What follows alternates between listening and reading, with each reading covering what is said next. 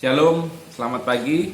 Kembali lagi dalam sapaan Sabda Tuhan pagi hari di hari Jumat tanggal 30 Oktober 2020. Kita akan segera mendengarkan Sabda Tuhan, namun sebelumnya mari kita berdoa mohon bimbingan Roh Kudus. Kita berdoa. Ya Tuhan, kami sungguh bersyukur karena Tuhan masih memelihara kehidupan kami saat ini. Kami berterima kasih ya Tuhan untuk kebaikan-Mu. Kami masih diberikan kesehatan dan nafas hidup untuk kami boleh menjalani seluruh aktivitas kami. Saat ini kami hendak sejenak untuk mendengarkan sabda Tuhan. Bimbinglah kami dengan Roh Kudus untuk kami dapat mengerti, menghayati, dan kami dapat melakukan firman Tuhan dalam kehidupan sehari-hari. Kiranya firman-Mu boleh memberikan kami petunjuk dan pedoman untuk kami menjalani kehidupan di tengah dunia yang syarat dengan godaan, tantangan, dan pergumulan. Inilah kami anak-anak-Mu, bersabdalah kepada kami telah setia untuk mendengarkan firman Tuhan. Amin. Bacaan Alkitab terambil dari 2 Yohanes pasal 1 ayat 1 sampai 3 yang mengatakan, dari penatua kepada ibu yang terpilih dan anak-anaknya yang benar-benar aku kasihi, bukan aku saja yang mengasihi kamu, tetapi juga semua orang yang telah mengenal kebenaran. Oleh karena kebenaran yang tetap di dalam kita dan yang akan menyertai kita sampai selama-lamanya. Kasih karunia, rahmat, dan damai sejahtera dari Allah Bapa dan dari Yesus Kristus Anak Bapa akan menyertai kita dalam kebenaran dan kasih. Yang berbahagia adalah mereka yang mendengarkan firman Tuhan serta memeliharanya dalam kehidupan sehari-hari. Terpujilah Tuhan Yesus. Saudara-saudara yang dikasihi oleh Tuhan Yesus Kristus, sangat menarik bahwa penulis surat 2 Yohanes yang menyebut dirinya sebagai seorang penatua menuliskan suratnya untuk ibu yang terpilih dan anak-anaknya. Siapa yang dimaksud dengan ibu terpilih dan anak-anaknya? Umumnya para penafsir Perjanjian Baru sepakat bahwa yang dimaksud dengan ibu yang terpilih adalah suatu jemaat Kristen. Sedangkan anak-anak adalah istilah yang menunjuk kepada warga jemaat. Dalam surat 2 Yohanes dikatakan bahwa sang penatua yang menulis surat 2 Yohanes sangat mengasihi jemaat tersebut.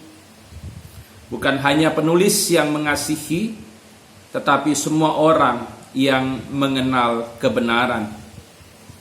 Kebenaran yang diangkat di ayat 1 dan 2 adalah kebenaran sejati. Dalam bahasa Yunaninya aletheia, bukan kebenaran duniawi.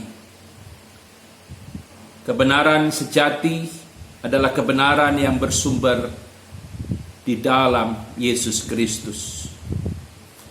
Pada saat surat ini ditulis, banyak muncul para penyesat yang mengajarkan hal-hal yang bertentangan dengan ajaran Kristus. Para penyesat itu disebut oleh penulis surat 2 Yohanes sebagai antikristus, karena mereka tidak mengakui bahwa Yesus Kristus telah datang sebagai manusia. Oleh karena itu, sang penatua yang menulis surat ini mengingatkan agar warga jemaat Kristen yang menjadi tujuan dari surat ini ditulis agar tetap waspada. Orang yang tidak mengakui bahwa Yesus Kristus telah menjadi manusia bukan tidak mungkin akan mengalami kebinasaan. Saudara-saudara yang dikasihi oleh Tuhan,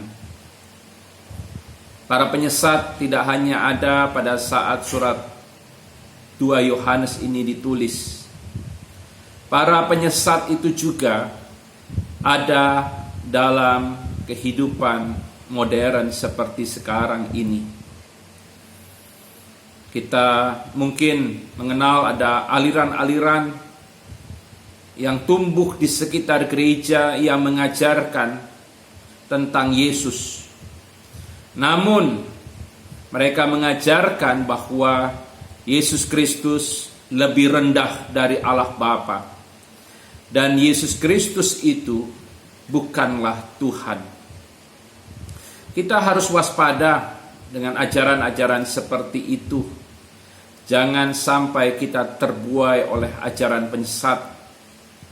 Karena ketika kita terbuai mengikuti ajaran sesat yang tidak sesuai dengan kebenaran Injil Kristus, maka bukan tidak mungkin kita akan mengalami kebinasaan.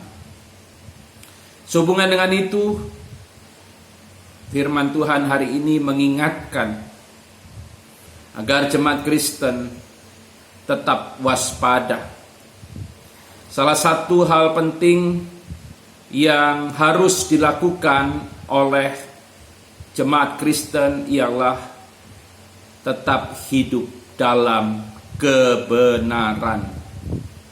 Bukan kebenaran duniawi, tetapi kebenaran sejati yang bersumber dari Kristus, karena Kristus adalah sang kebenaran itu. Di Yohanes 14 ayat 6 dikatakan, "Akulah jalan dan kebenaran dan hidup."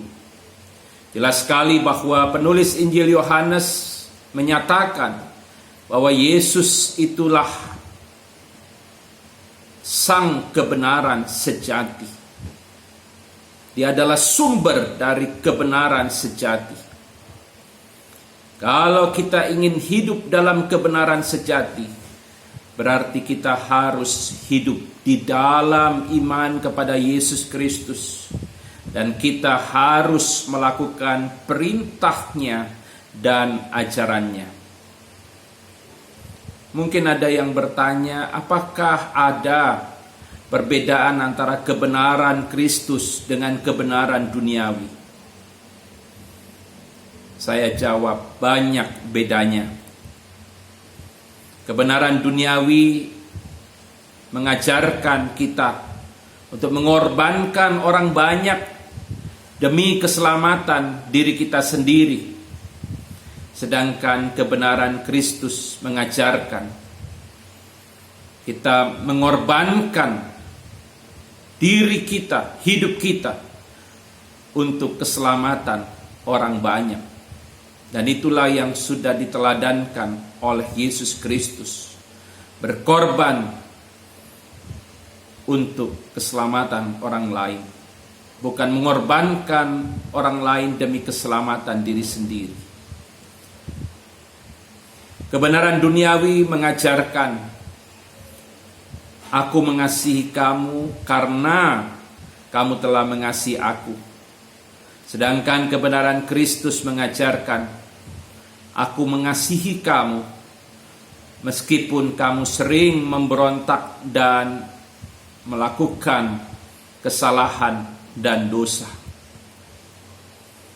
Kebenaran duniawi mengajarkan mata ganti mata, gigi ganti gigi, dan nyawa ganti nyawa.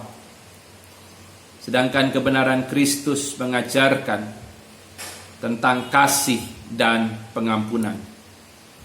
Saudaraku, mari kita tetap hidup dalam kebenaran Kristus.